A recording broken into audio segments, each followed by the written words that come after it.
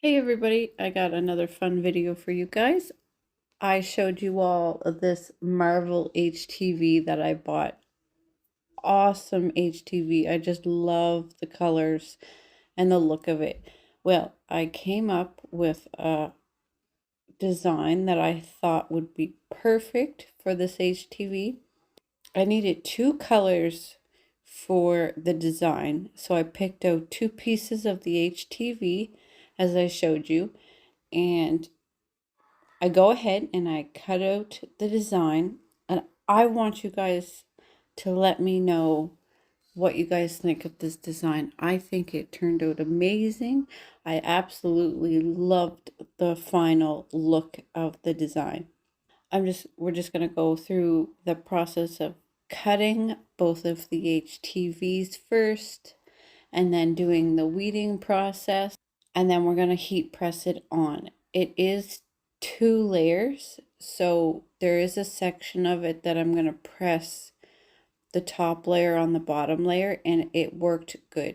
I've had trouble with HTV where when you double layer HTV, it didn't work very good, but this stuff worked amazing. And guys, it felt awesome. The fabric of the HTV feels really soft, very thin.